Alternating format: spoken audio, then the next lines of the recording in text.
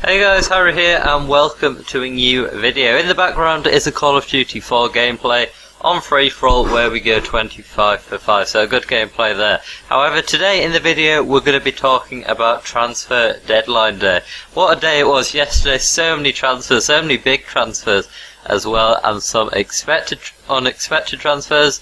Let's start with probably the biggest one, or at least, the most talked about one, which was a Falcao from Monaco to Manchester United. Now this was a loan deal worth about 6 million, but that doesn't include wages. The wages could make it up to about 20 million. Falcao, obviously an absolutely world-class player.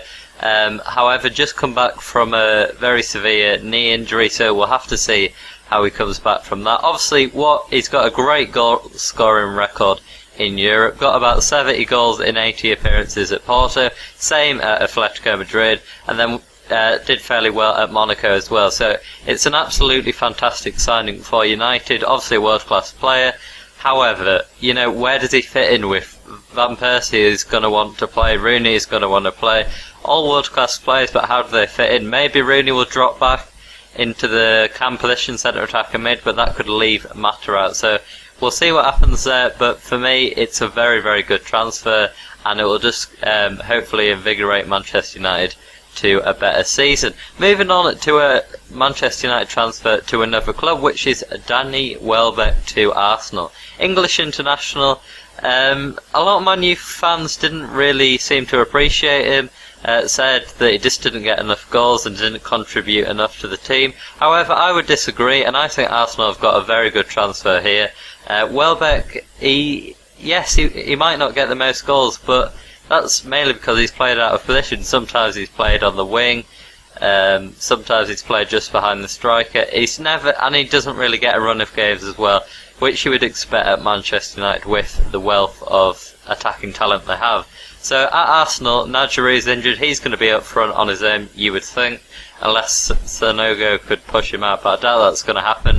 And, he's going to get the support of the likes of Ozil, Ramsey, Sanchez, Wilshere, Cazorla, all those fantastic players behind him. He's going to get lots of opportunity to run in behind the defence and score a lot of goals. So I think that is a very good transfer for Arsenal, costing only 16 million, which I think is an absolute bargain. So good transfer there. Then moving to a Manchester City out player, which is Alfredo Negredo to Valencia. I believe this is a loan deal, but Valencia have to buy Negredo at the end of the season. That's in the contract. Bit of a weird one, really. Obviously, Negredo is injured at the minute, but last season he had such an impact in the City team. It's quite surprising that he's left. Very clinical player. It wasn't like he was playing bad, so they had to get rid of him.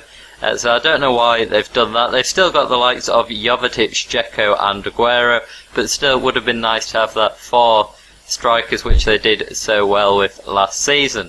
So that's a bit of an interesting one. Obviously Valencia will be very happy with that signing, but I didn't see it happen. Maybe Negredo wanted to move, wasn't happy in City. Maybe we'll find out soon. Moving on to a QPR signing from Tottenham, which is Sandro, the Brazilian international. I'm a big fan of his. Obviously wasn't getting the game time at Tottenham because of the likes of Paulinho, Eriksson in the midfield. But for QPR, this is an absolutely fantastic signing. 6 million, sorry, not coins, forget that. Cost 6 million. He's a centre mid, can be very defensive at times, makes vital tackles, but can also get goals, very good goals as well from long range. So very good player. And for a club like QPR, you would think going to be trying to obviously stay up in the Premier League and maybe get further. It's a very, very good signing. I could see him playing at a lot of clubs in the Premier League.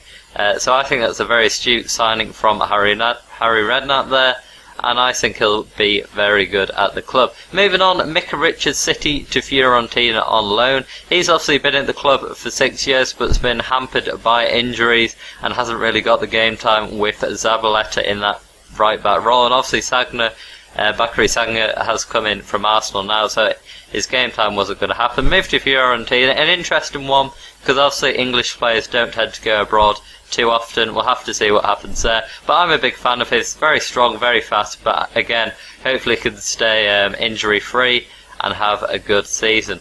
Then moving on to Daley Blind from Ajax to Manchester United, 13.8 million. I think this is a very good transfer for Manchester United.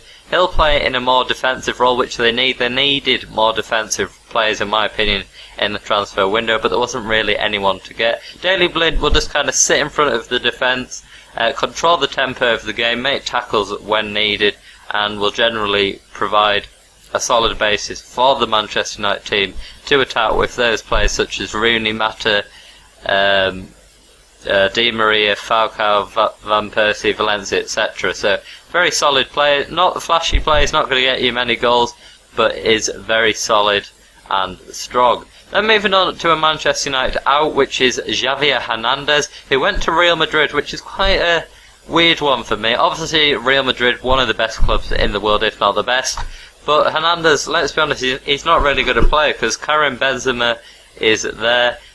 So for me, he's just gone from a bench in England to a bench in Spain. A lot of people saying that, but I tend to agree. I don't really get that transfer if he wants a game time. We'll have to see what happens, but I can see him leaving Madrid. Well, actually, it might be a loan deal, but I can see him moving to a different club after a year anyway. And finally, a very good day for Hull City. They signed Ben Arfa at the last moment. There were pictures of that happening live, and that's a great transfer. Obviously, he's a bit of a... You don't know what's going to happen with Ben Arfa, but it's a great transfer. Lots of skill, could get the crowd off their seats. You know, lots of flair, lots of trickery, great passing. But Newcastle, it didn't really seem to work, didn't get the game time he wanted, and of course had that injury. So it wasn't really, he had to move on really. And they also signed Abel Hernandez, so that's a good day for Hull City and Steve Bruce. That's the video, guys. Tell me if there's anyone else you would like me to talk about. Hopefully you've enjoyed, and goodbye.